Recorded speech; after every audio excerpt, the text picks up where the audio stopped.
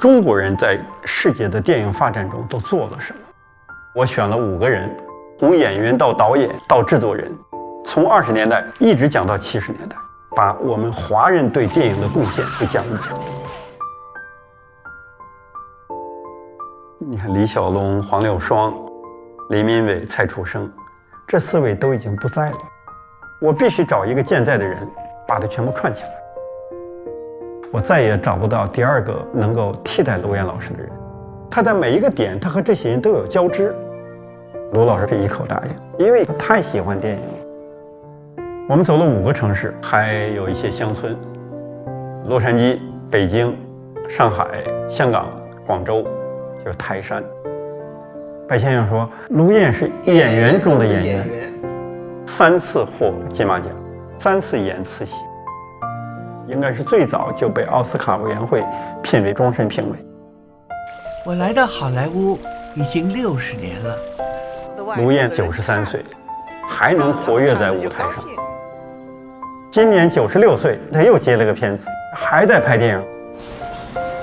卢老师，我们一起拍了40几天吧。他就典型的一个民国时代的大家风范、大家闺秀。他比我们都要起得早啊，提前把所有的准备做好。每次拍完，老太太都问要不要再来一条。就在我到上海的第2年，一场战争从这里爆发了。黎民伟抱着摄影机冲上战场，记录了日本军队的暴行。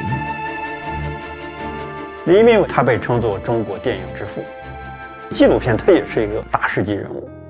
我找到的这个黎希是个摄影师，他的故事主要来自于他的日记，一直写到他去世前的几天。今天看到的孙中山的影像，到后来北伐战争，2次日本人攻打上海，黎民伟几乎把这个全程拍下来，自己花钱去拍的。他甚至在20年代把自己绑在飞机上，从飞机往下航拍。黎民伟是联华的2个创始人之一，联华拍了几百部片子，阮玲玉就是他培养出来的演员。他用电影救国，唤起世道人心。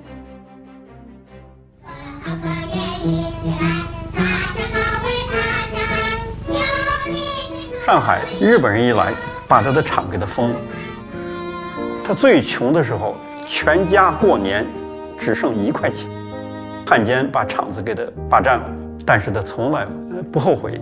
孙中山为他写过4个字叫天下为公。上海当时最繁荣的时候，30年代、40年代，电影公司有200家左右。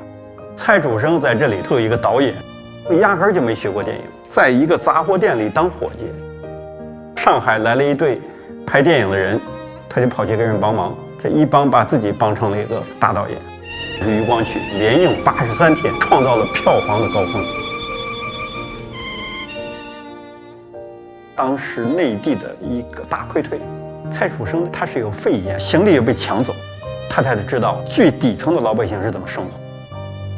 业者进了东北以后，失去了无数的矿山、工厂。这个日记那段话，就我现在已经像虫子一样没有尊严，他就决定拍《一将春水向东》，来和敌人对决这个武器。没有人像蔡楚生一样，能把中国观众的脉把得这么准。今天把这个电影染上色，它还是一部伟大的电影。假如你去好莱坞的星光大道，你能看到一个雕塑，代表亚洲的就是黄柳霜。黄柳霜勇闯好莱坞的经历，激励着日后包括我在内的华裔演员。出身低微，天赋极高，20多岁他就是大名传遍天下。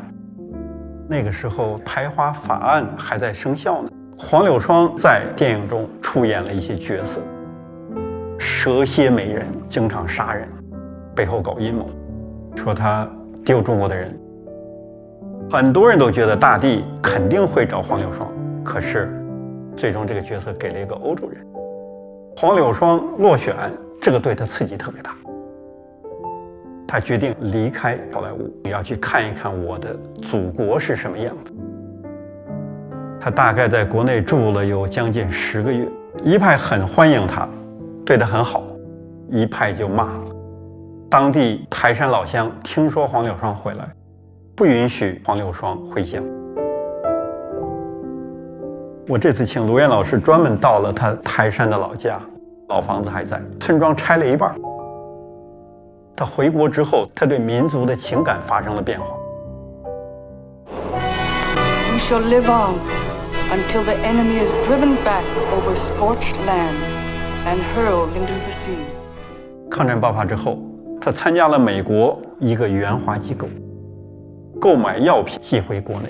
他把自己的这个首饰、衣服都拿去拍卖。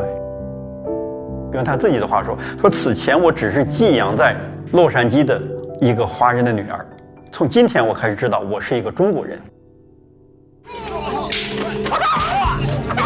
到李小龙，华人已经有了很高的地位，能出现这样是靠一代一代的华人去推动、去抗争，为华人争取到了平等的权利。追光其实就是追电影的光，从20年代一直讲到70年代，搭建了半部电影史，你能看到电影背后的事儿，也是向中国电影早期的开拓者致敬。